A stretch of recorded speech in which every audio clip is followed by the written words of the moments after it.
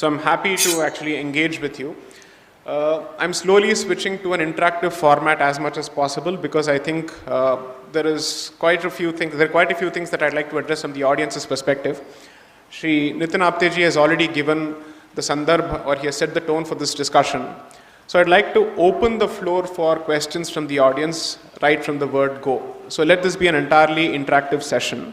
So whatever questions you feel like asking, as long as it is related to the book or to the theme of the book, I'm more than happy to ask. So please feel free to shoot your questions. I make a typical standard request everywhere, so allow me to just repeat those requests. Please feel free to ask whatever provocative question you want. I don't evade any of those questions. However, keep the tone civil. That's the only request. And second, keep your questions crisp and short so that everybody else gets an opportunity. Introduce yourself and then start the question. If India wishes to reclaim the civilizational state in the context of decolonization as against post-colonialism, while at the same time capture some aspects of the modern, rational, Western, secular concepts such as the sovereignty of individual or separation of religion and state, where do we start? What would you say? Allow me to disagree with the premise of your question itself, which is to say your question has two parts. One is that we start on a decolonial journey and also take certain aspects of modern, liberal, Western society, which includes the separation of the state and religion. There is a serious problem with the question for the simple reason that you proceed on the assumption that the separation of the state from the religion is something that is universal. When in fact, in the book I've specifically addressed this to make the point that it is not universal, it is specifically traceable to Christian political theology. And therefore, before a non-Christian society embarks upon a decolonial journey, it has to ask itself whether it really wants to be governed by that particular principle. So the desirability of it is the question that needs to be addressed first. And second, whether this is consistent with your own ethos is a question that you have to answer. And I refuse to use the word modern, especially after this particular book. I would prefer to use the word contemporary as a substitute for modern, because modernity as a concept and as a word has significant colonial interpretations.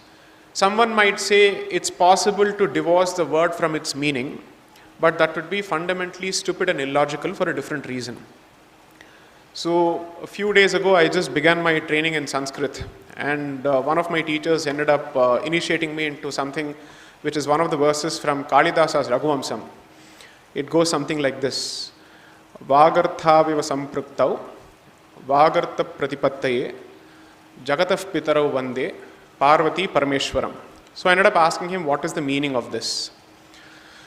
Vagartha viva sampraktau. So that's the first sentence. Vak and artha.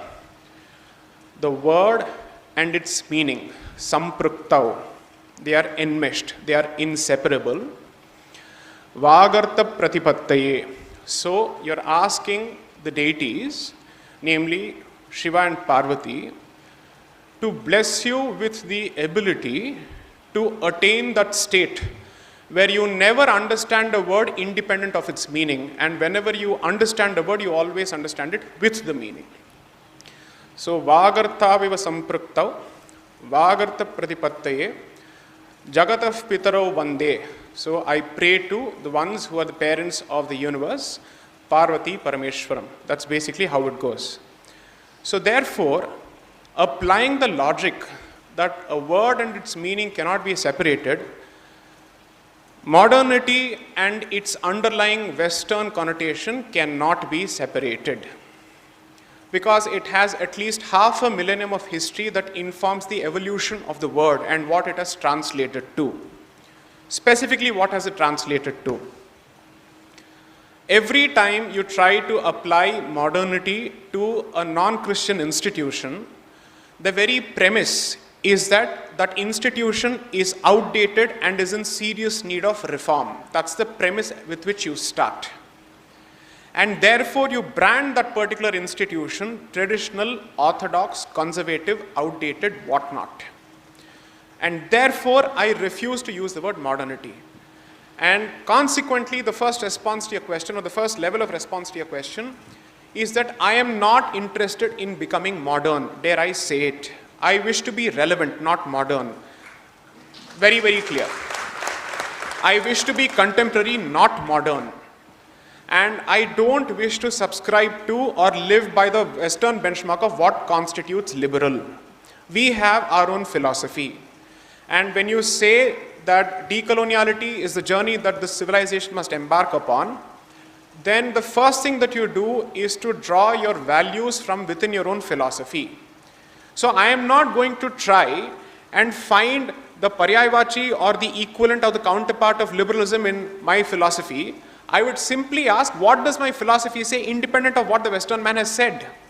And I will ask myself, how do I make my own philosophy relevant and contemporary to the times that I live in, so that it is applicable to the challenges that I face and the realities I'm surrounded by? That is the only question you should be asking. I don't need to live by the standards or the benchmarks or the metrics set by the Westerner, period. That's one. Second, the point being made about the separation of the, let's say, state and church, clearly that's a Christian philosophy. Whether dharmic notions of state subscribe to the very same separation is a question that I'd like to ask. Because what is it that you are fundamentally asking? Whether the state is governed by the principles of dharma.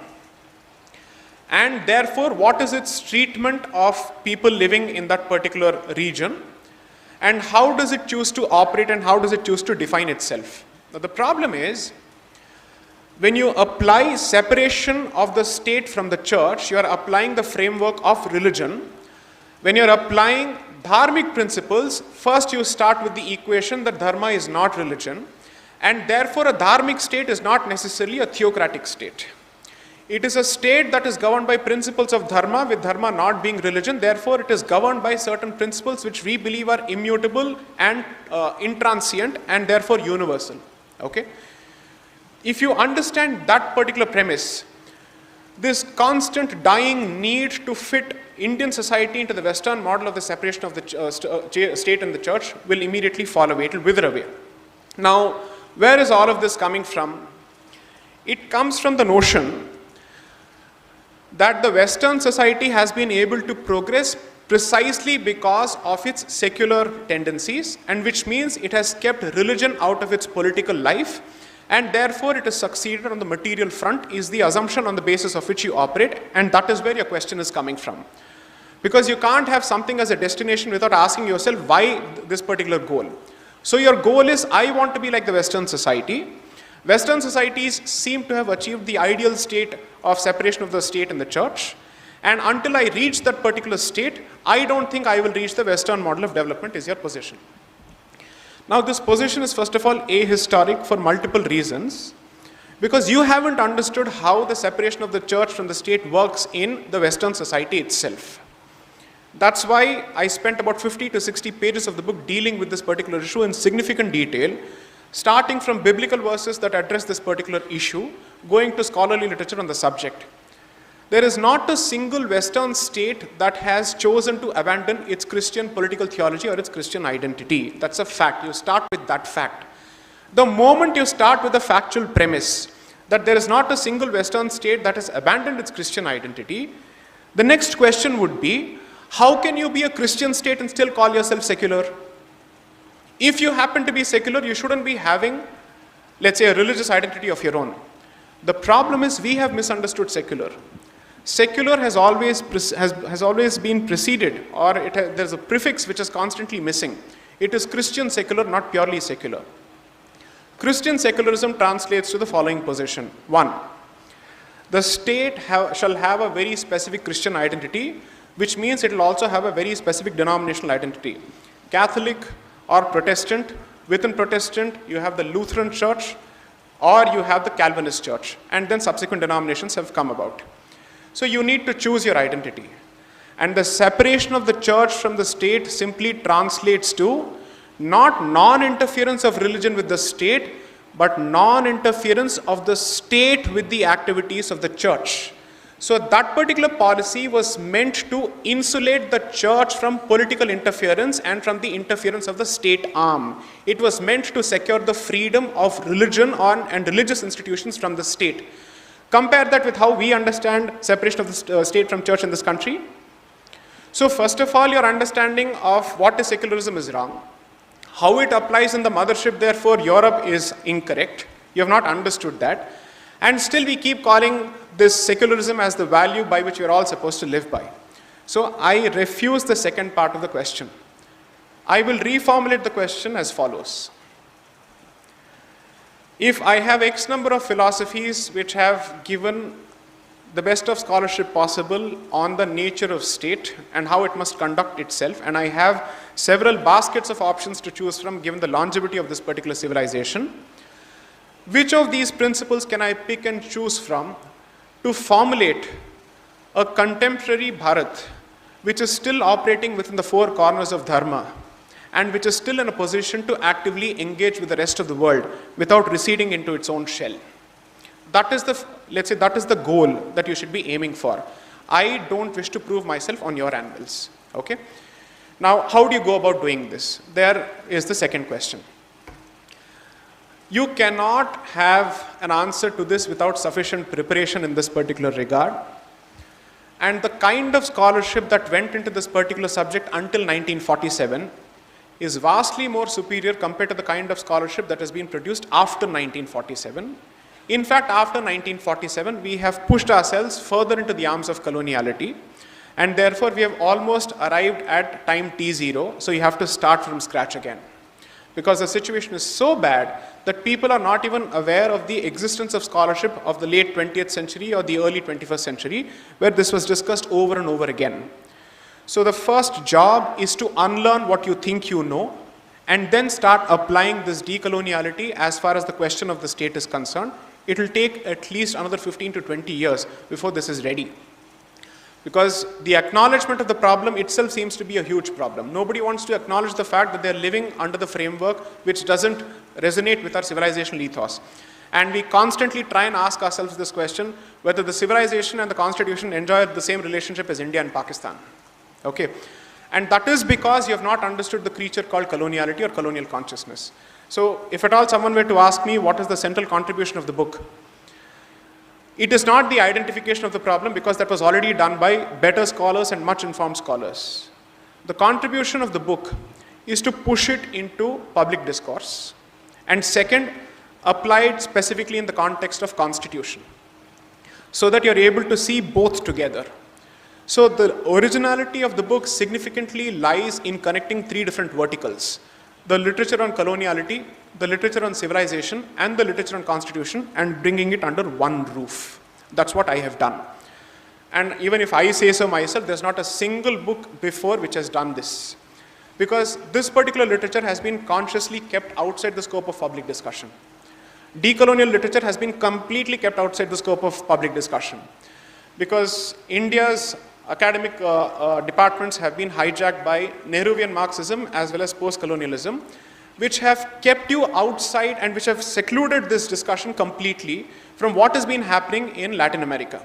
So therefore, what I've asked in the book is, if Latin American societies have the freedom to apply a filter which allows them to explore their pre-colonial past, why is that freedom deprived of us? Why is it that we don't have the very same luxury to ask the very same questions? And if it is your logic that Latin American societies can look at their pre-Christian past, why can't I look at my pre-Christian, pre-Islamic past? What comes in the way? This bogey called secularism.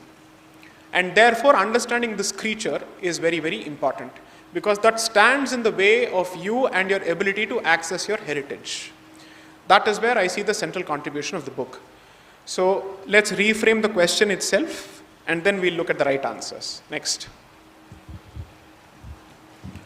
A lady, if possible. Good evening, sir. Yeah, please go on. My name is Vikrant Raje.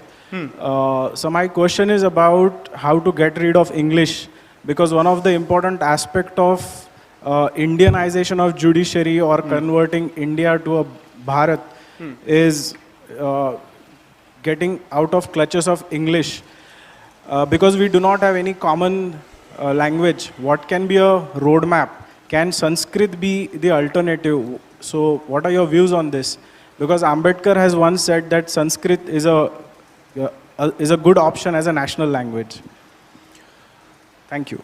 Thanks for citing Ambedkar, but I think this question can be addressed without falling back on him.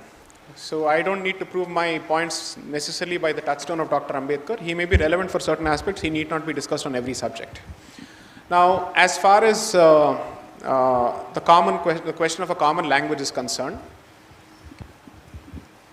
there is a discussion, forget Dr. Ambedkar, by Sri Lokanath Mishra in the Constituent Assembly debates, who is the father of the current MP from Puri, Sri Pinaki Mishra, a senior advocate in the Supreme Court. Go through the discussions on this particular subject. This was actually proposed actively when the language policy was being discussed. And they were discussing the provisions, I think, starting from Article 351 onwards to 343 onwards, in terms of what shall be the transactional language of the Supreme Court, what shall be the transactional language of the government institutions. This was a discussion that was going on. So Sanskrit was certainly proposed.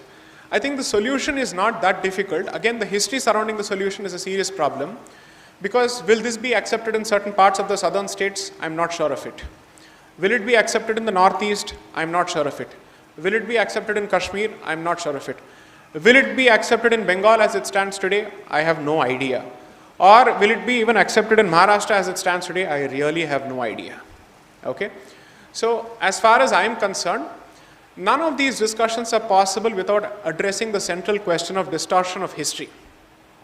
Because Sanskrit has now been given a certain racial connotation. It has been given a certain colonizing connotation. And we are much more comfortable accepting the language of the admitted colonizer, namely the British man, but we seem to be very uncomfortable accepting the language of the alleged colonizer, namely the so-called Aryan. Okay. So I think unless and until we address the question of history and whether this particular language, see, there are two aspects. One is, of course, the question of self-esteem, pride. But the second question is a very serious and practical question of whether this is feasible. What is the economic cost? What is the cost of integration? How long will it take before we actually think of Sanskrit as not a dead language and as a language which is meant for transaction? That is a question which I'm not sure of. Because you see, at least other countries invested significantly in their education policy and language policy immediately after independence. Anybody who's read, and I've cited this example more than once, but let me repeat it for whatever it's worth. Hebrew was practically a dead language until the early 20th century. Until the Jewish Congress was set up, I think in 1897 by Theodor Herzl. And then they started thinking of creation of the state of Israel, namely the Jewish state, Der Judenstaat, that's what he said in his book. And they then started asking themselves, what shall be the common language? Because you see, by that time, for 2000 years, the Jewish community had lived as a diaspora in multiple countries. Somewhere in Russia, somewhere in Poland, somewhere in Germany, somewhere in Africa, Ethiopia, in all these places, Syria, Iraq. So the question was, if all these people come back, they have forgotten Hebrew, what is the common language that they shall speak in? So there was one madman called Yehuda ben Eliezer, who said Hebrew shall be the common language. And people branded him a crackpot during his life and time. But ultimately, when they set up their education system, they decided that Hebrew shall not only be revived, it shall be mainstreamed through the education policy. Okay. Ultimately, that madman proved to be the prophet, and he turned out to be right. Unfortunately, India still hasn't produced that one madman who can actually assert this and push it hard.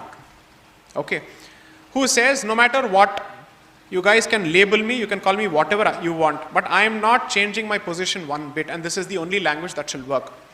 Because ultimately, history is not created by people who are agreeable, history is actually created by people who are disagreeable, who are intransigent, who say, मैं रास्ते से नहीं हटूंगा, जो करना है कर लो, which means you will have to either kill me or you have to work around me. These are the only two options that you give to the rest of the world. We have arrived at a spot where there must be a certain degree of civilizational intransigence to basically say, we will not change this position any further. This is our position. Those who can take it can, those who can't can leave it and also leave. If that position is something that you're not willing to take, after 20 years, you'll continue to ask the very same question. So I'm basically telling you, address the issues surrounding the politics of Sanskrit. The caste politics of Sanskrit, the religious politics of Sanskrit, and the racial politics of Sanskrit, and then we can have a common conversation. Because I refuse to buy this nonsense that prior to the introduction of English, Bharatiyas were incapable of talking to each other. ठीक है, ऐसे तो नहीं हो रहा था ना? Okay.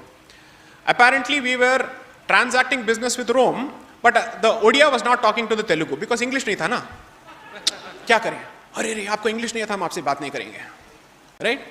So that seems to be the beauty of our understanding today. We don't want to ask this question.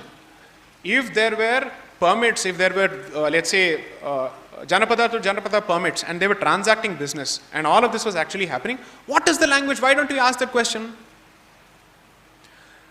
So, during the course of the Padmanabha Swami case, the one thing I learned is that in the vaults of the Padmanabha Swami temple, among the treasures that you find is also the Roman coin, because they used to transact. Why? What did Rome need from us? Spices. What did they give in return? Gold. So, Roman coins are there clearly establishing business. तो क्या sign language में बात कर रहे थे ये लोग? तो अगर ये उनके साथ बात कर सकते हैं, what is happening here? Internally, what was going on? You were even transacting business with Misr, which is Egypt, which comes from Egypt itself, comes from the word Copt, because Coptic Christians were among the earliest Christians to convert to Christianity. Coptics was effectively the name that was given to the people of Egypt initially. So the point is, if this was happening, why are we giving this this entire impression that Sanskrit was the language of the elite? No. There are multiple levels of it. One is the advanced language, which obviously is meant to be discussed between the elites. But then there is also the Samanya Bhasha. Are you telling me that the language of Hindi itself, which is applied on the street, is the same as that is applied between the academics of Hindi? Not possible, right? So I think this requires a fair degree of investment in research. Because you see, solution ki baat nahi ho rahi hai. You are first of all trying to address the politics around every issue. Name one issue in this country which can be separated from the politics that has been created around it.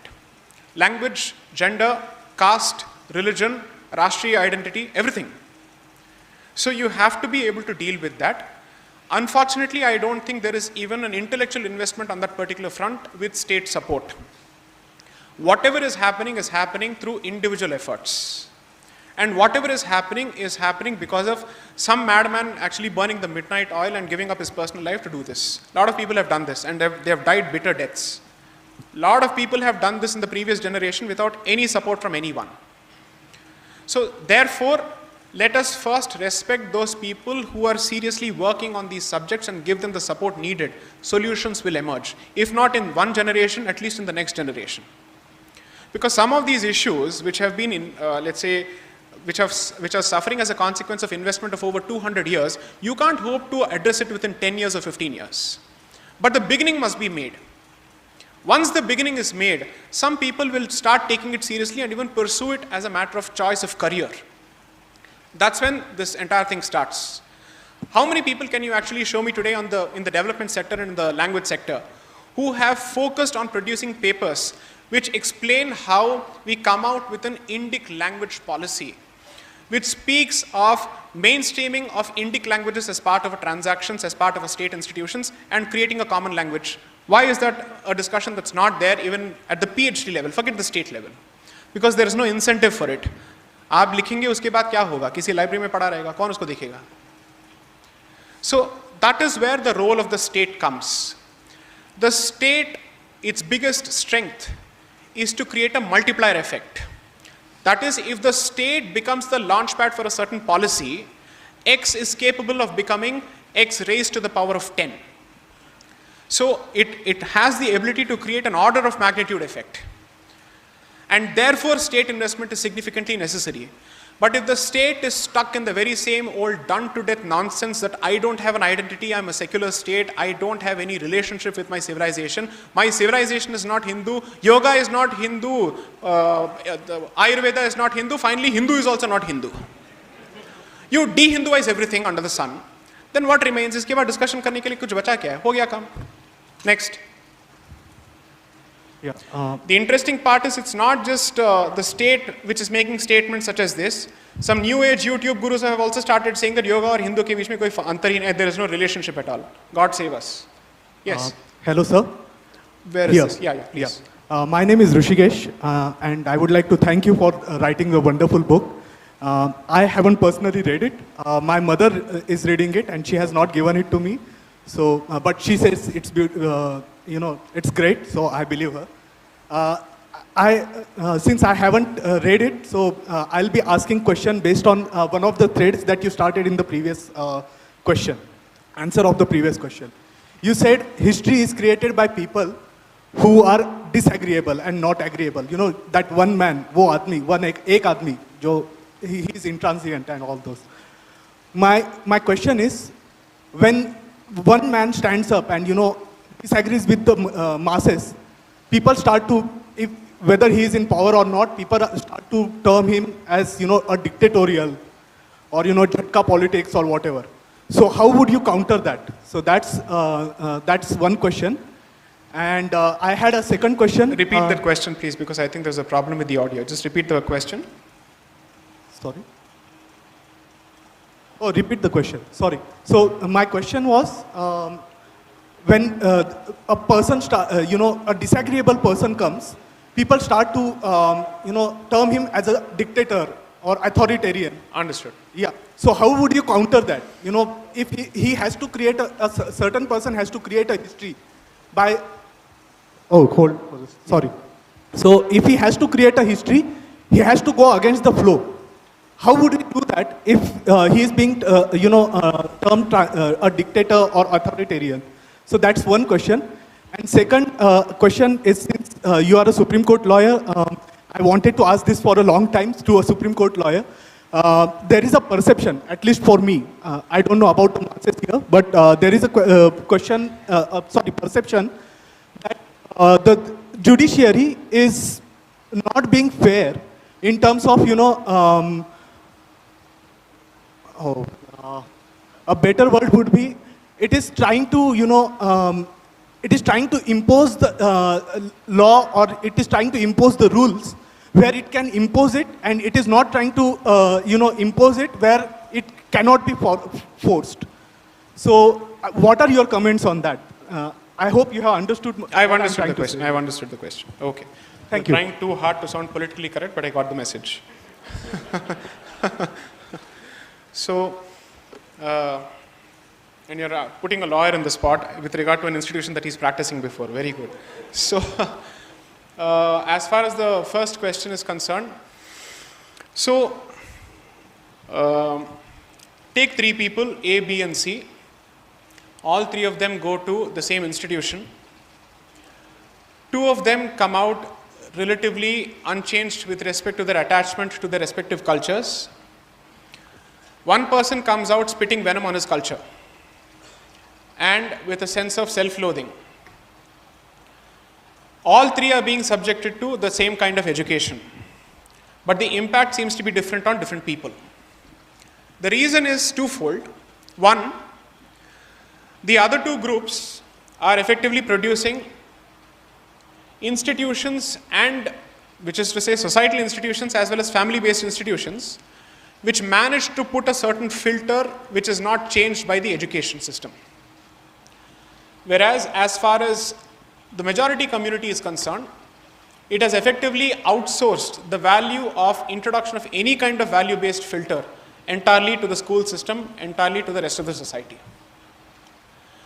The institutions or the traditional institutions which are supposed to give you the rooting in your culture have effectively been emasculated by the state.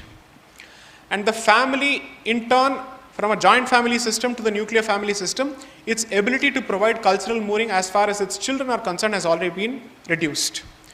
Independent of that, they take a lot of pride in the degree of freedom that they give to their children as opposed to the kind of values that they impart to the children.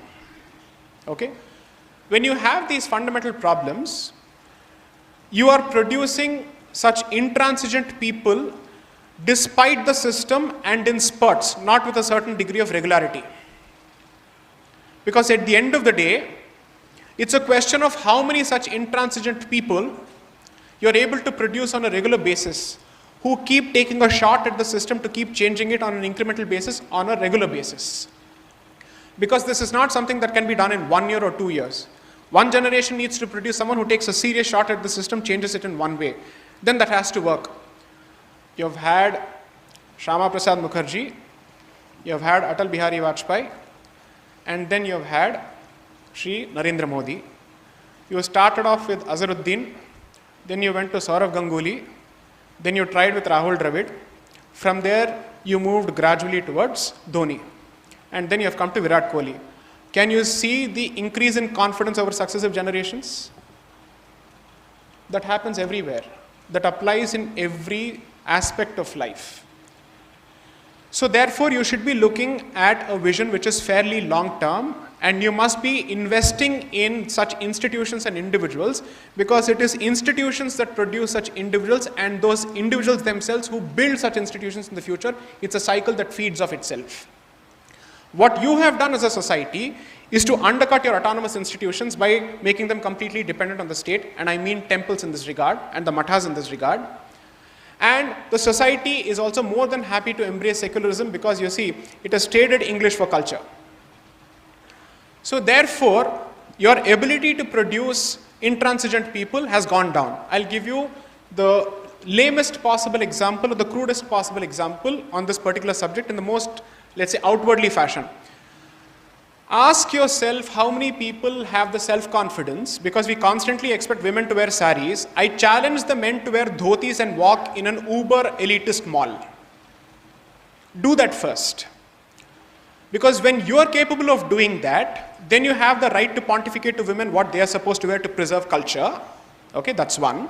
Second, compare this with the confidence of other people who comfortably wear whatever they can and whatever they are expected of in any place. Wo airport ho ya mall ho ya cinema hall. That is where is the problem of inferiority complex. That is colonial consciousness which I am trying to highlight here. Understood? You can't seem to address the basic question of dressing and clothing. I would like to ask this simple question: how many people wear the kumkum or the vibhuti and get out of the house, but the moment they enter their office spaces, they wipe it off? I've seen so many people do that. I know of so many people who do that. That's not the case with other people. Whether he has to wear the topi or the pagadi, he is very comfortable wearing that. I respect them for it. I admire them for it, 100%. You can do the mulyankan later, ye sahi hai, galat hai, wo achhe hai, bure hai, that's a secondary issue. At least he is living by the principles that he believes in. He is more than comfortable, he is more than happy to cock the snook at the West and to basically say, aapka modernity gaya, tel lene, hum aise hi rahenge. He is very comfortable making that statement. You as a society don't have that confidence. He is very comfortable wearing that statement. He doesn't matter whether the dress is knee length or ankle length, it doesn't matter to him at all. He is comfortable wearing that cloth. Take a look at what's happening in Afghanistan and tell me that technology will trump over ideology. No, patience and ideology and conviction will always win. It's a question of the time cycle that you're interested in investing. They were ready to wait for 20 years. History has rewarded them. You may not like them. You may sit and point out whatever their flaws may be. But ultimately, after 20 years with patience, they have succeeded against the sole surviving superpower with its hyper-technology. Right? Draws a leaf out of that page. Because when I say this, Arey re, aa gaya Hindu Taliban. No. I am saying there is always something to be learnt even from the worst of your detractors and enemies or adversaries. Invest in your institutions. Preserve your institutions which are capable of preserving your way of life regardless of the ebb and flow of politics. Because politics is temporary, civilization is permanent. So if you keep your priorities right and you invest in those institutions which have proven to keep alive your way of life, despite the ravages of time and history, you will continue to produce people who will resist and who will bring back your way of life. Every time we have had a problem, some person, some rishi has come out to help a vibhuti. Sri Aurobindo effectively called Chhatrapati Shivaji Maharaj a vibhuti, as someone without whom this entire civilization would have effectively seen itself being pushed to the verge of extinction and wiped out. Such vibhutis have been created from time to time because there were institutions to produce them. Because at that time, you were resisting the sword, and the only way to resist the sword is not to offer your neck, but to draw the sword. But subsequently comes the guy who teaches you the value of tolerance, and who effectively says, you and I can coexist, but you know what, you need to change a bit. So I will introduce, with the noblest of intentions, which of course pave the way to hell, reform. And how will I do that? What you read is outdated. So let's replace your patashalas with English education system and the colonial education system, and let's change the language policy. If you have your civilizational love centers which have the autonomy to run their own institutions of education,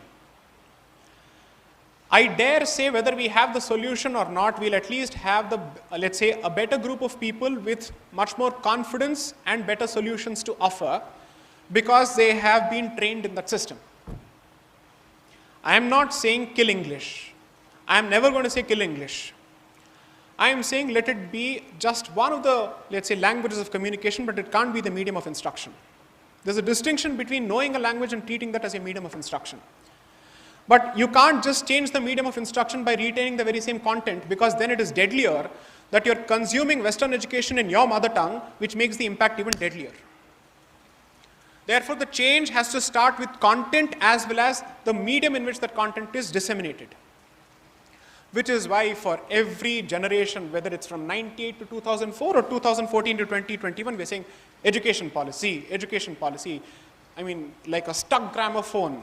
That's an old reference anyway. We keep saying, please change the education policy, but some people seem to be taking pride in the fact that they have not changed a single page in history books. Okay, so when this is the sense of pride from which you operate, what do you do then? You can't actually tout this as a badge of honor. According to me, it's a badge of shame. Tomorrow, when it comes to a political platform, you're more than comfortable talking about how Marxists have distorted history, but you're no more in opposition to keep making this statement. What have you done is the specific question that you should be asking yourself. सत्ता आपके हाथ में है, तो आपने सत्ता का प्रयोग इन विषयों में कैसे किया, इसका जवाब दीजिए. That's a legitimate question to ask. If the other side asks he is anti-national, but I am pro-civilization, I am asking this question, what is wrong with the question? I am asking the question that kindly don't behave like you are the ruling party in opposition.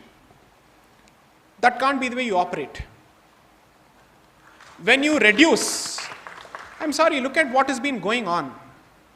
Whether it's in Bengal or Bangladesh, what is the difference today? What is the difference today? Some of those videos are horrendous. Absolutely horrendous. And we seem to be issuing emergency passports for Afghans. What's happening for Bangladeshi Hindus? So we are not just second-grade citizens inside the country, we are also second-grade people globally, is it? How many more videos do you want before you react? Last night I was sitting with my friends, hoping to have a good time. A research scholar from a minority institution in Delhi reaches out to me, who is the product of refugee Bangladeshi Hindus, crying. I don't know her from Adam, not Adam from Manu. I don't know her at all. She somehow found out my number, she calls and she weeps.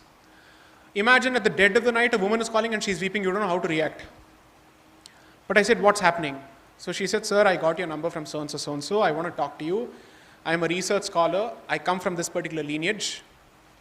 My relatives are still stuck in that hellhole. People are not reporting that 300 people have been killed, not 4, not 10, not 25, 300 people. Gang rapes in the same way as 1946 and 1971 are being repeated.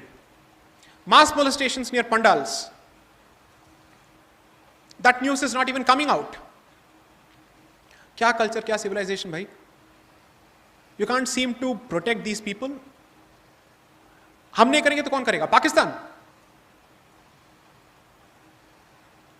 People were celebrating IPL, Dhoni's victory. I don't know what to make of it. What a suicidal community.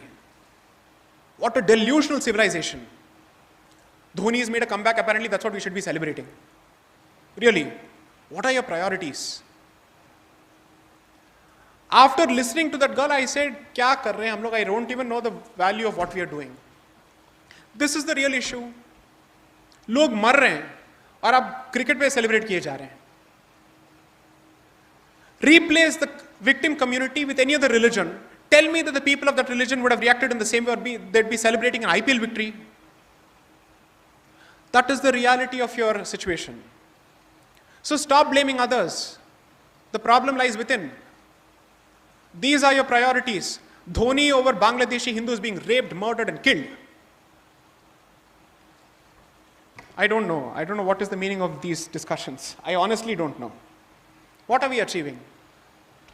I'll write a book, it will sell. Commercially, it will 100% sell. What is my simple calculation?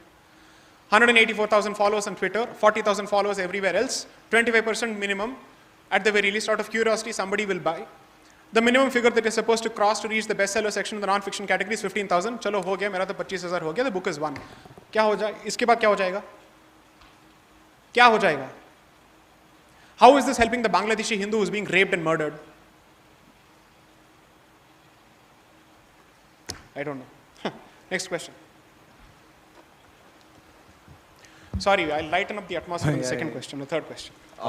So after reading your book, I realized that... No, but please read up. At the very least, if we are dying, our deaths should be recorded. When the Jews were being killed in concentration camps, wait for a moment. They managed to write scrolls capturing what was happening to them, swallowed it, knowing that they were going into gas chambers, so that if somebody were to stumble upon their bodies at some point and open the viscera, the tablet would reveal a scroll telling what happened with them. Maybe we should start considering those techniques. Next. Hello, sir. Excuse me. Yeah. I absolutely love this book, and like I would not short of calling you the Vibhuti as Aurobindo had called Shivaji. But like the questions that I have aren't like doesn't say that I disagree with you. It's just something that I did not like. I would like further clarity from the book. You're welcome to disagree with me. It's okay. Yeah. So you have talked about how we need to reimagine or redefine concepts such as development or progress. Continue with your question. You've talked about how we should like redefine concepts such as development and progress, because like that are more in line with the native OETs, as you've called them in your book. Right. So because of a sanctity of nature. So what I would like to question you is how would you define them, like progress and development, and does that come at the detriment of industrialization, which I agree is still a Western concept, but it has still somehow like managed to raise populations out or raise populations' living standards. And I would also like to add on to this question, and so you've another thing that you've touched upon in the book is how for law or law and order, before in even in the book, the local governments in ancient civilizations, ancient India, they've talked about a bottom-up approach. If you're talking of ancient India, at least call it ancient Bharat, no? Ancient Bharat, sorry. Yeah. The book says ancient India. So they've talked about how a bottom-up approach was subscribed to, like when the communal life or the group life would essentially create the new kind of laws or how they are governed. a particular community is governed. So if a decolonial approach is taken towards our constitution, then won't we have to define the very minute lines of how different sampradayas are different from each other? And would that not create even more friction between different sampradayas? No, okay, I've understood the question, so let me explain. I am not anti-industry, I am not anti-industrialization, I am not anti-development. Please understand that. Let's understand it from a very practical perspective. Compare the populations of the West and compare that with India's population, or even Chinese population for that matter. Both these countries, thanks to their flourishing river systems, have historically been areas of massive human concentrations. Oh, I'm so sorry, okay. So both of these areas, both India and China, especially southern part of China and India, have always been massive concentrations, and they've seen massive concentrations of human beings because of the river systems that have been there. Because notwithstanding the water problem in this country, in terms of the area of Bharat and the area which is arable or which is cultivable for, let's say, agriculture, it's huge, it's significant. Very few countries are actually able to do that, notwithstanding the land at their disposal. Okay? So, now take that to the next step. If 1.3 billion people aspire for the very same amenities and quality of life as 300 million people who live in a country which is 3 times your size, ask yourself the bare minimum question, do we have the resources for it? And should you be able to produce the resources for it? ये तो आसमान से तो नहीं आएगा. You are actually using up existing resources. So what does it do to nature is a legitimate question that you should ask yourself.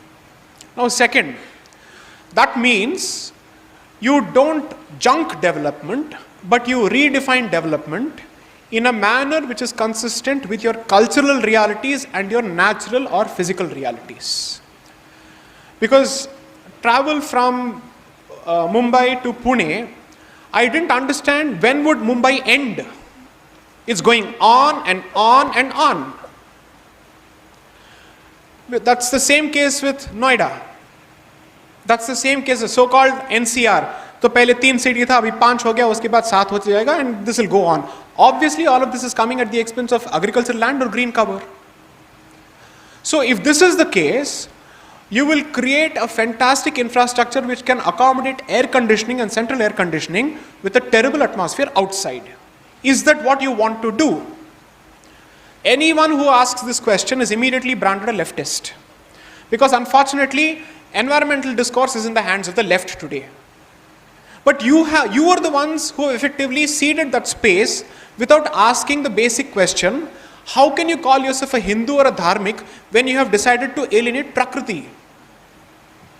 Okay, 1 minute के लिए इस बात को यहाँ पे छोड़ देते हैं. I'll go to the next level.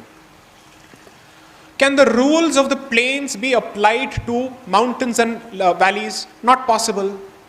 Can you expect 8-lane highways and superways in Uttarakhand and other places? Not possible. The only exception to that rule is because it happens to be a border state. You need fantastic infrastructure so that our tanks can go there. You don't make the same mistake that previous governments have done in Kashmir and Ladakh. So that you have the ability to bring your troops there. Especially with the belligerent China, you have to consider that. But beyond that, how can you think of opening casinos in, how do I put it, in Uttarakhand? Then don't call it Devbhoomi. Stop calling it Devbhoomi. There are cities for it, go do whatever you want. That's where in a certain portion of the book, I am referring to Radha Kumud Mukherjee's book, where he explains, why did we sanctify those places which have a fragile ecological balance? So that there is at least a sense of religiosity and respect that prevents people from destroying the ecological balance in that particular place. That's what you try and do. That's how you use pilgrimage as a concept to instill respect for nature. So when you do that, I am being told that people in Uttarakhand also need infrastructure. Sure, they need. But you can't ask for the infrastructure of Delhi in Uttarakhand. If that's the case, move to Delhi. You can't hope to replicate that model here. So therefore, what do? This is what happens when you simply limit dharma as religion, as opposed to understanding it is a broader philosophy which also impacts development and nature. Once you realize that, if you happen to be a dharmic state without separation of the state and church, and therefore it happens to be a dharmic state, therefore not being a theocratic state, but a state which is governed by the principles of dharma, one question that you will ask is, what does it do to the ecological balance if this project were to be initiated? Then your discussion surrounding environment will not start and end with simply an environmental impact assessment checklist. It will go much beyond that. Because what are you looking at? There are jatis and janjatis who have traditionally protected that particular place. It also happens to be their place. Now, if you constantly follow a policy of destroying that place and displacing the tribals, you have created Naxalism.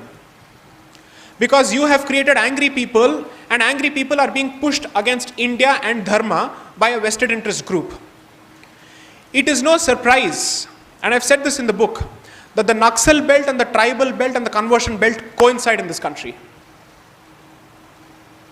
That is the history of this place, and I've cited material by foreign scholars who are saying as much.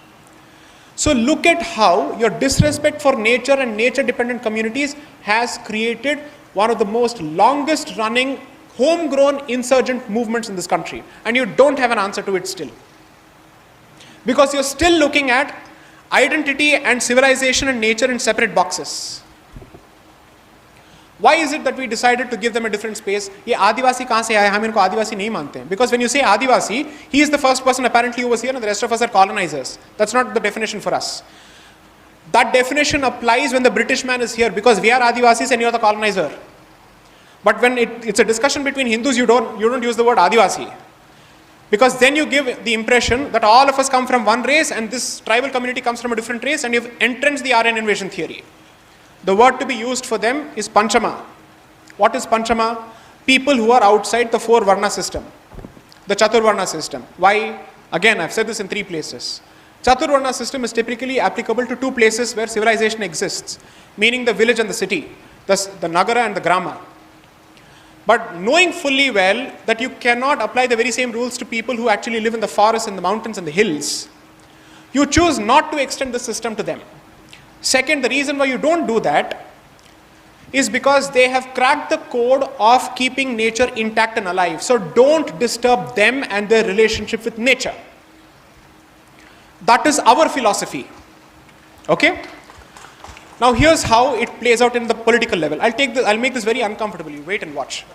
So what they do is that because we have kept them at a distance to protect nature, they call you people who practice untouchability, because you don't want to extend education, apparently modern education and modern facilities to them, without realizing we want them to preserve their way of life and still give them the benefit of this. You know how that works in the traditional system? Sringeri Matha ensures, despite the fact that it has the resources to employ the best of modern kitchenry, sources its firewood from the tribals. Sringeri Matha is supposed to be a Brahminical institution. Where does it source its firewood from? From the tribals. Why? That is the source of livelihood for the tribals. Tribals will keep growing forests and replacing it so that the firewood is continuous. And you are not left without a source of livelihood. Therefore, you will not go towards the one who is giving you the book and taking the land. Okay? That is our way of protecting it. Now these groups will apparently, the evangelical groups will go there and convert them. When we try and do that to organizations like the Vanvasi Kalyan Ashram, that organization is being branded as the saffron organization which is trying to convert tribals. Conversion kaun kar raha hai bhai? Aap kar rahe ho. Hum to jawab de rahe hain. Look at how your respect for the tribal way of life is now being used against you. So if you interfere, you're saffronizing. You don't go, you're keeping them away from development. So kya karna hai? Catch 22. Rock and a hard place. He is saying his answer is no. Convert karna chahiye, lekin hum karenge. That is his answer. And what happens? You keep doing that. Effectively, you destroy that community's relationship with this country, because it's not just the religion that you change, but the affiliation with the land also that you change. Because religion and worship of that particular deity is connected in this country. That is the deification of this land. that is a mixture of nature, because look at the background, religion and patriotism all weaved into one, rolled into one. So when you take away one, you have effectively created the next anti-Indian, so much so that the former Prime Minister's ashes can't be immersed in rivers in the northeast. Apparently that is desecration. Look at the deep-seated links. How nature plays a role in politics, in religious politics as well as in real estate politics. So, understand the all-encompassing nature of dharma. You will be committing a huge mistake if you reduce it to mere religion. It is knowledge, it's a way of life. I've explained that particular statement over and over again in this particular book. Because when you tell Hindus, Hinduism is not a religion, they're like, oh, he wants to take away our constitutional rights. No, boss, that's not the argument. Unfortunately, it is being treated as religion because the constitution is understood in English. And the only equivalent that the constitution seems to be able to find for dharma in English is religion. But dharma is not religion. Religion and mazhab may be the same, but dharma is not equal to religion, is not equal to mazhab. So look at how language, I just said, vagartha viva sampriktau, it goes back to that. The word and its meaning cannot be separated. So when you keep applying religion, you will simply say, it needs to have a place of worship, it needs to have a pandit, and beyond that, iska koi role nahi hai. So temple ke role ko bhi aapne सीमित कर दिया. A place, I'll give you the number of institutions in the south where the pujari has to walk out with a lantern and a bell in his hand before he shuts the temple, asking for people to come and have food if there is someone who has actually gone hungry. This has been the practice of the south, not because it is the practice of the south, because unfortunately, thanks to history or no thanks to history, that is the only place where still temples and matas are left in significant number. And apparently we should be learning from langars. I will give credit to langars where it is due. I have no problems. I see it as part of my sampradaya, whether you like it or not. But please don't tell us that Annadanam is something that you have to teach us. We know that history better than most people. Next. So after having read your book, I will be accused of misogyny if I don't allow a lady to ask a question. So a lady has just raised her hand. Please let her and then you come. Okay? Already the Sabarimala participation has made me a misogynist in most people's eyes. In this journey towards colonization, should we not be questioning democracy as we see it today? Sorry, because please repeat the question. Please repeat the question. in the journey towards decolonization, should we not be questioning democracy itself? Because whatever we spoke of today is not possible without a political will. And is democracy going to help us achieve it? That's question one. And two, in fact, the fact that you spoke of misogyny, should we not be also questioning the IPC and the CRPC laws? Because I see a lot of false 498 cases being put, and anything that you question, especially for man questions, he's branded as a misogynist and patriarchal and whatnot. So how do we achieve it then? There is only so much of misogynistic allegations that I can tolerate. I don't want to rake up 498A. Let a lady do that. My gender will go against me if I speak on the subject. Okay. It's unfortunately a woman I can ask, but not a man. It's an unfortunate reality, and that's one of the reasons whenever someone comes with matrimonial disputes, I say, "Arey Baba, mujhe chhod do, mujhe nahi karna hai, kisi bhi halat mein. I'm not doing this under any circumstances. I can handle even murder cases, but not matrimonial disputes. They turn out to be even worse. The Ram Kahani that comes out is astounding. Isne coffee nahi diya, isliye lapad mara and all that. This is impossible. I can't do it. So I leave the question of 498 to people who practice trial law and criminal law. I don't practice it. So it's better that I don't volunteer with specific suggestions in that regard. There is a subject matter limitation there. I will simply leave it at the fact that it's unfortunate that when it comes to contract law, civil law or criminal law, you have operated under the assumption that this is such a fantastic book that has lasted for over a century as opposed to revisiting that. So there I completely agree with you. Now on the question of democracy, there is a a growing discussion surrounding the concept of a second republic, which is to say that it's time that Bharat stops treating 1947 as as the point where it began, and also revisit its institutions in a very serious fashion, and you hit reset and go for a complete revamp. But that discussion is very, very premature at this stage, क्योंकि आपकी तैयारी नहीं हुई है. You are not ready to answer any of those questions at a very practical and specific level. Implementation is a question and solution is a question that you start discussing after the research is done. That's my training. The research is incomplete and it has not even begun on certain subjects. Unfortunately, the reality is हम सत्ता में आने के बाद सोचते हैं कि अब करना क्या है. As opposed to asking सत्ता में आने के बाद क्या करेंगे, you would be ready for it. The other side is ready for it. That's why as soon as they come, the policy changes, the bureaucratic changes, fatak, it moves. We are like, it's moving like a goods train. Okay, very slow, no idea, zero vision. अगर vision है तो media से डर है या leftist ecosystem से डर है, आई डोंट नो क्या डर है. अरे इनके बावजूद आप सत्ता में आ गए, इसके बाद क्या डरना? इनके वजह से थोड़ी आए, इनके बावजूद आप आए हैं, despite the world wide campaign that they launch, इसके बाद क्या डरना? हो गया काम, अब अपना काम करते बैठो. You have promised something, deliver the goods. So frankly preparation is important, and that is not possible without actual investment in scholarship, in research, factual research, historical research, evidence-based research. We seem to be laboring under the impression that evidence-based approach is the sole prerogative and the sole preserve of the West. No, this is our prerogative. We developed the Nyaya, Vaisheshika philosophies. We know what is logic. We don't need to learn it from you. So prepare that first. After Sri P.V. Karne, when was the last time you saw another person speaking on Dharma Shastras and coming out with bhashyas and commentaries and kritis on it? How many people have done it? So let's move in the direction of scholarship first. So whether democracy is the problem or not, I don't know the answer to that particular question, because I'm still in the process of understanding what is the dharmic conception of a state. Because according to me, it was not entirely in the form of a monarchy.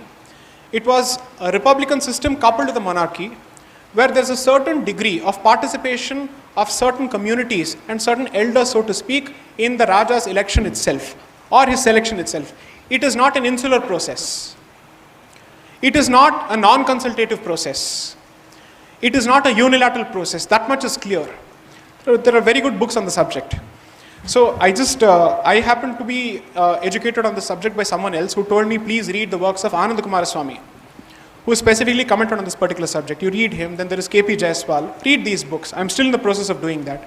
You will get a better sense of how do we craft those principles to make decision making easier for the purposes of civilization.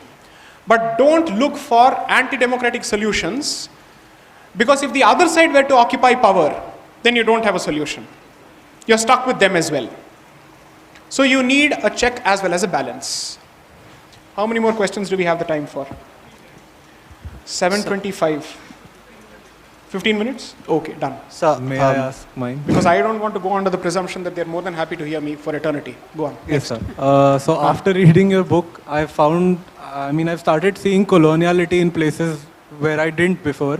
Very good. And it's everywhere. It's in law, government, politics. That's why I called it the Matrix. Yeah, in the book. Yeah, exactly. I remember. Architecture and even everyday life.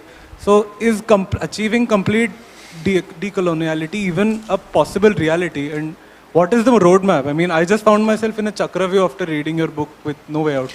No, see, I'm drawing hard from the fact, when you say it's there even in architecture, you're absolutely right. Imagine having glass buildings in the furnace in, let's say, in Gurgaon and other places. Glass buildings in a place which is bang in the Tropic of Cancer. We must be geniuses here. I don't know how that even works. So even in architecture that shows. I'll tell you what, some of the apartments which are sold in Delhi, they're named after streets and places in London. Hyde Park. Really, Connaught Place. That shows you, because now renaming is apparently communal, but the original naming was secular. Wonderful. So, I'm not a pessimist, because I can't afford to be. Two, the discussion I'll give you a slightly different answer to it, a counterintuitive answer. 5 or 6 years ago, I don't think there would have been an audience for this kind of a topic. There wouldn't have been an open articulation of these issues. I don't think the success of the book reflects the originality of my contribution. It merely reflects the existence of an audience which is willing to consume it, which has been waiting to consume. So regardless of me, if someone else had done the same thing, I'm absolutely sure the book would have been a hit, 100%. You don't get a Modi because there is one who exists, but because there is a society that's ready for it. So therefore, I am drawing hard from the fact that something's up in the air, that we are moving in a certain direction. Otherwise, people who wrote on Savarkar have been banished from public life. And today we are seeing authors who have written on Savarkar being celebrated finally. Vikram Sampath. So, clearly there is a shift. And someone asked me this beautiful question. The gentleman is sitting here in the audience. He was there at Solanki today. The Overton window is shifting. There he is. Google what is the Overton window. Law students, you need to know history better.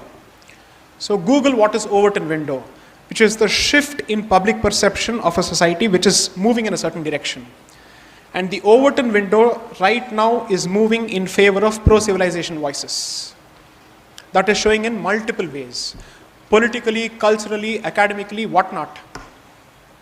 I'll give you a pop example. Could Tanaji have been a hit before? Would it have been made before? Would the dialogues have been allowed before? There is an open reference to Aurangzeb and Jai Shri Ram. Okay, done. Cruder example. Could Bahubali have been made before with that kind of imagery? That's the answer.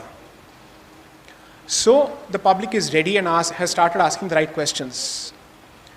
So people who are willing to produce works which moves the window further and which pushes them further in the direction are the ones we currently need. Then the answers will come. Frankly speaking, your ancestors have lived through worse. So don't think that you have had it bad. At least you have the internet to talk and shout. There was a time when you only had the print medium completely in the hands of one clique, and all you could do was write letters to the editor. And the editor said, "Isko kude mein pheko." It doesn't come from my side of the spectrum. Okay? So learn to use the existing tools of dissemination of opinion and shaping of opinions to push your message, but not through empty shouting and whining, but with solid, pointed, razor-sharp preparation. Medium है, साधन है, माध्यम है, तो उसका सदुपयोग करना सीखो. Don't talk about Aryan Khan. Please don't. What difference does it make? All of us know where it will go. Do you expect him to be convicted? Nothing will happen, forget it. Aryan Khan and Dhoni were our obsessions where Bangladeshi Hindus were being butchered. So as much as there is enough cause for hope, there is also some room for despair. So let's try to push it further in that particular direction through preparation. Next. So the answer to this question is, there is hope. 100% there is hope. Your dharmic imagery has now hit pop culture, which is a sign of upward percolation. Okay? There are two streams. One is the downward filtration theory, the other is the upward percolation. Hitting pop culture is a great thing, because that means pop culture has realized the economic incentive of showing it on big screen. Next. Good evening, sir. My name is Malhar Vinod Satav. I'm a first-year law student at National Law School of Bharat, Bangalore. And my question is, you argue in your book that internalization of this civilizational consciousness is nothing short of an historical imperative in today's day and age. Correct. And you base this argument upon this indigenous ontology, epistemology and theology, Theology, this right. set. Right. So how does this theoretical philosophical construct is translated into our daily practical lives, where we fight this colonial hangover looming large over our civilization without being branded either as a revisionist or without being cancelled. Fair enough. Okay, so I'll give you a concrete example, and since you come from my fraternity, I'll answer that. Read the National Education Policy. Paragraph 16.7, if my memory serves me right, is the only paragraph dedicated to legal education. Read that. Not one reference to introduction of the Shat Darshanas or the 6 Indian schools of philosophy in legal education. So, kya national education policy? Are you have not, and what are you looking? You're looking at AI ko legal education mein kaise introduce kare. Is that what is called indigenization of education policy? I would ask, when students are being taught jurisprudence, which is the fundamentals of the law, and they don't have exposure to Indian philosophy, what is an 18-year-old supposed to assume? That India's contribution to jurisprudence, which is worth reading, is sunnah, zero, cipher. That's the impression that you create. So you start with that. Then, second, you know for a fact, they know for a fact, that when there is no law, we fall back on tort law, and when it comes to tort law, you fall back on common law. Common law is directly traceable to principles of Bible as established by Privy Council judgments.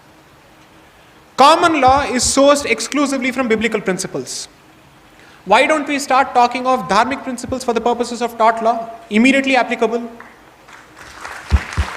Where is the problem? That's point number 2. Point number 3.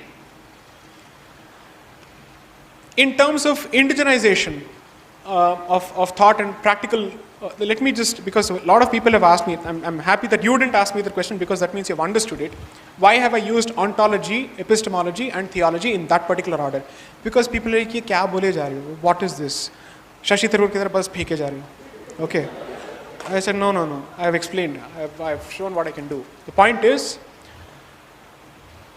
ontology, epistemology, theology ka matlab ye hai, ontology is a society's understanding of metaphysics, which means the relationship between individual consciousness and the supreme consciousness. That's where your knowledge begins.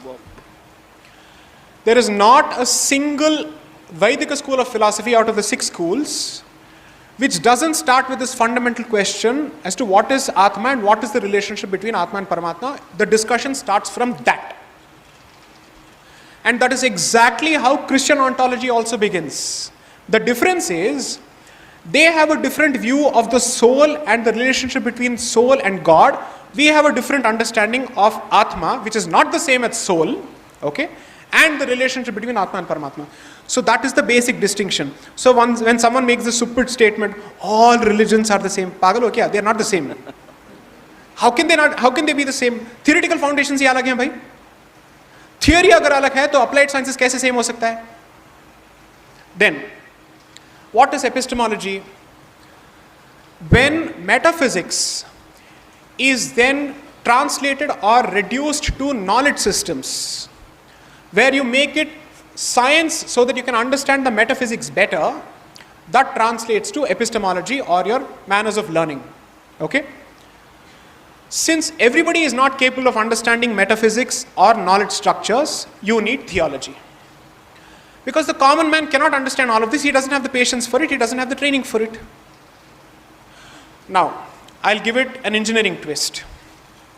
I have done thermodynamics, I have done stress analysis and all of this in my previous avatar. So there are certain equations known as Euler's equations. It's EULER is not Euler, it's Euler. Okay, so it's not Eureka, it's Eureka. The common mistake that we make is it's Eureka, nahi bhai, it's Eureka. So Euler's, let's say, equations exist. The engineer knows which equation to use, but he can't formulate an equation himself because he is not a theoretician. That is the difference between theoretical sciences and applied sciences. That is the distinction between metaphysics and knowledge and religion. So when I use this, I am saying these are the basics. Now you are applying Christian OET to Hindu institutions because you are saying deity and God are the same. And since everybody can enter all places in the church, all Hindus must be able to enter the sanctum sanctorum, which is Garbhagriha. Because he's saying, वो कर रहे हैं, तुम नहीं कर सकते हो. I had this genius question thrown at me. If Muslims allow their women to enter Haji Ali Dargah, will you still object to women of reproductive age group entering Sabrimala? I said 100% yes. My position will not change. Because my position is not dependent on what he does. My position is dependent on what my tradition tells me. So ये apples और oranges के बीच का जो comparison होता है, this has become the Hindu philosophy. उसने थप्पड़ खा लिया, तुम भी खा लो. अरे मुझे थप्पड़ ही नहीं खाना है. Why should I actually say equal treatment means that stupidity or whatever they do, I should also do? I'm not saying that's stupidity. I'm saying you do what you want to do. That's between you, your consciousness and your religion. I will not subscribe to it. Reverse logic apna. Then we do a lot of things. We worship the feminine. Worship the feminine. Do that. Bring back the deities which worship the feminine. Talk about it. You ban books in that name. You don't allow even books to be read on that name. तो ये क्या logic है भाई, one way street. So therefore आपके जो फंडे हैं ना पूरी तरह से हिले हुए हैं, to put it in daily language, which is your ontology is gone for a 6, your theology is gone for a 6, and your epistemology is gone for a 6 because you have completely Christianized your way of looking at Hinduism. So there is, one is to convert from one religion to another, the other is to convert your own religion in the mold of the other. So it is happening with us both ways. Hindus are also converting to Christianity. Hinduism is also being converted to Christianity. Amazing. So therefore, the most practical way is to first of all understand the significance of a temple. Respect that particular place and its rules. I had one genius on Twitter basically saying, comparing nude sauna beaches in Germany with dress code for temples, because there was a video that was released with respect to Mangalorean temples saying women cannot wear these clothes and men cannot wear these clothes. Some genius put out saying ये क्या rules हो सकते हैं, भगवान कुछ भी सह लेंगे, भगवान तो ये नहीं कहते हैं, तुम्हें कुछ पता है भगवान क्या कहता है? And who are you to say that? It's a training. You're nowhere qualified to make such statements. You assume that on religion everybody can say everything, but on law only lawyers must speak, on medicine only doctors can speak, on education only teachers must speak, but when it comes to religion, it's free for all. You don't respect the specific training and the anushtanas and the training that they have to go through for this. Because no, Brahminical patriarchy, you see, kya kare? Okay. Namaste, sir. Namaste. I Last wanted. question? Okay. We'll end it with a lady. I wanted to ask you, sir, how do you define Hindutva, and is there a difference in Hindutva and Hinduism with reference to the pro-civilization consciousness that we are trying to awaken? See, it's a fairly simple concept to understand, so let me try and break it down. One is a religion, or let's say dharma, and the other is the essence of your existence, as to what qualifies as Hinduness. But why is it important? Assume that this is Bharat and there are only Hindus inside. Fictional situation, or at least what used to be the case once. I don't need to invent or define the concept of Hindutva among Hindus.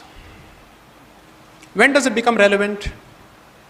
When there is an out-group which becomes part of this. Then you are asking yourself, what is the line that separates the Hindu from the other? What should be the conduct of the Hindu when he is being told that his religion is based on superstition and his existence is that of a subhuman? So the very existence of Hindutva is necessitated by the need for resistance. So your resistance as a civilization in the interest of self-protection, in the face of aggression, when beset with an existential challenge, is Hindutva. Hindutva is dharmic, civilizational, reawakening and reassertion. That is what it translates to. Yes, sir. Namaskar. Namaste. In the wake of your discourse, you spoke about the aggression taking on in Bangladesh, and few days back in Kashmir also. Ji. Few people were asked for their Aadhaar cards and they were shot dead. Correct. How should we get prepared for that? the coming days? How should we get prepared for such a situation in coming days? Because I see it's coming on our doors also. Correct. With multiple waves of illegal migration, it is a reality. And this state has a lot of illegal migrants. Huge. Coming from multiple countries. Something common in between both the groups. Gradually, I think the state is proving to be ineffective and incapable of protecting us. Then give us the constitutional freedom to protect ourselves. The British man took away your arms to dull your ability to resist, and he banned your martial traditions. And therefore today you think you're a society that has never known how to wield the weapon. And you think of yourself as a defeated, cowardly society, which is not the case. Perhaps you should start thinking of certain unorthodox solutions, but within the constitution. I will leave it at that.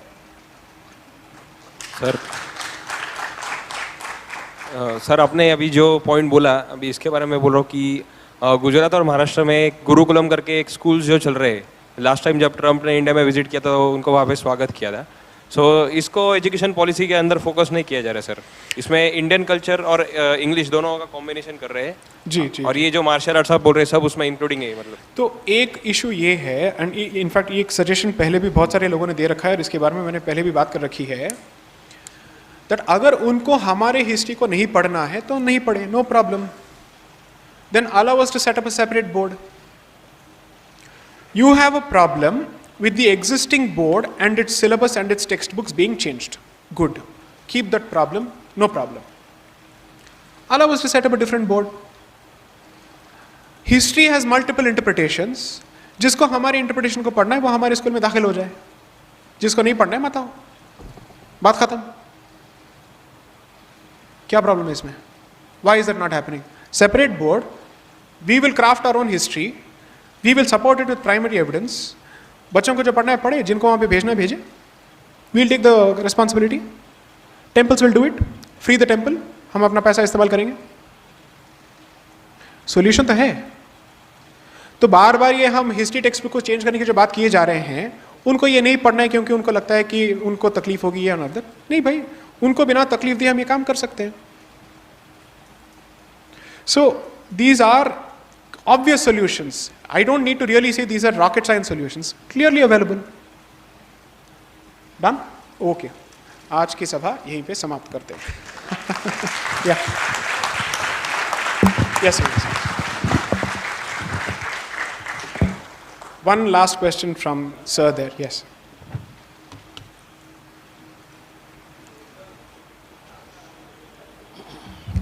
Hello. Yeah. Huh? Hello. I am also Deepak Bhadkamkar, birthplace Hyderabad. Okay. Metallurgist from Regional Engineering College, Warangal. Okay. I worked for 29 years in Cummins, India. Okay. My question is, how do you, where is our India, Bharat, compared to the modern world now, US, the West? How many years back in development and everything? We have so many, untapped resources in India, Bharat, for the last 75 years. We could have been much more higher, right. much more longer. Right.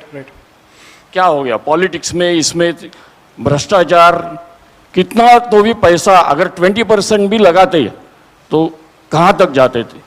China ने क्या किया है, किसी भी problem का over population ये reason नहीं है. Don't compare. If you want to compare with China, कहाँ तक गए अभी. आई वांट टू सी ये डिकेड में 10 साल में हम कहाँ से कहाँ पहुँचना चाहिए. We are agriculture country. We should supply to all over the world everything. There is so much untapped over this metals and all that. I am metallurgist. Right. I am sorry to say. Sorry. Okay. Should I respond or was that a... Okay, fine. Okay, take it. I will contact you later on. Okay, sir. So, first of all, China ने तो बहुत तरक्की कर लिया, आप सही कह रहे हैं, बिल्कुल सही कह रहे हैं. The only thing is it has come at the expense of foggy cities, smoggy cities, and please take a look at what the last 2 weeks have been saying. Some places have become completely unlivable. And if you treat nature as only a source of pulling out ore on a regular basis, उसके ऊपर जो है उसका क्या करने वाले हैं इसका भी हम जवाब हमें दे देना चाहिए. Okay? That's exactly what I was trying to say. Second, to assume that no country, I mean, corruption is less and that's why others have actually survived. Sorry, corruption is a fantastic American way of life. Okay? It's not as if these countries are not corrupt. जब ये करते हैं तो बहुत ही बड़े पैमाने में करते हैं. Okay? It's mega always. The point is slightly different. आज आपने समझ लीजिए मुंबई टू बैंगलोर का आपने एक मेट्रो का कॉरिडोर बना दिया या फिर हाई स्पीड रेल आपने बना दिया. आपने इन्वेस्ट किया. You made sure that the taxpayers' money is invested in genuine infrastructure. Okay, done. पत्थरबाजी बाद में होगी किसी इशू पे. Like they did in Bengal, they uprooted the railway lines. After years of investment and money that was being spent, they uprooted it. The Indian state was unable to protect its own investment in infrastructure. My point is, if you do not address civilizational challenges, every investment in development will go down the drain because other issues will stop you, and therefore for once and for all you must address this issue. If you don't take that particular position, what will happen is that the law-abiding groups will continue to produce money for national growth and investment, and the ones who don't contribute will keep destroying it, and we will all be justifying it in the name of secularism.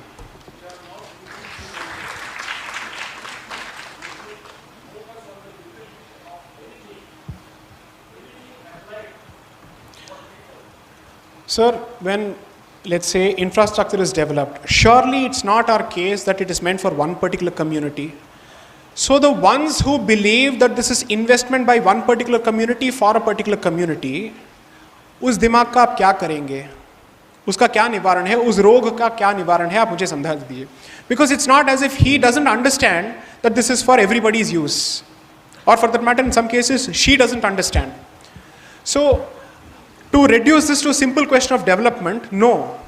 Your problem is that on every question of development, you will face a religious hurdle and a cultural hurdle and a civilizational hurdle.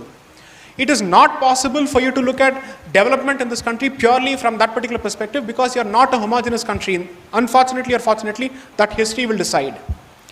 Therefore, to compare China, you want to do what China does? Fantastic. What did they do? They invented the Han identity. And after they took over Tibet, they pushed their people into Tibet to ensure that there are more Han Chinese in Tibet. So ये development जो कि आप बात कर रहे हैं, it is not divorced of culture. Let us see if any government in this country has the guts to send a massive Hindu population into Kashmir even after abrogation of Article 370 or amendment of Article 370. ये नहीं होगा. कौन कर रहा है आज? जो जा रहे हैं वो मर के वापस आ रहे हैं on 4 shoulders. Right? So, understand that development without a very clear identity vision or a civilizational vision is absolutely useless discussion because it will be a one-sided investment that will be destroyed right in front of your eyes in your lifetime because other issues are constantly holding you back. So, in fact, in 2019, before the elections, I was asked to speak on this particular subject. I specifically said, you have to address civilizational legacy problems because without them, every investment in Vikas will go right into the gutter. Thank you. I leave it at that.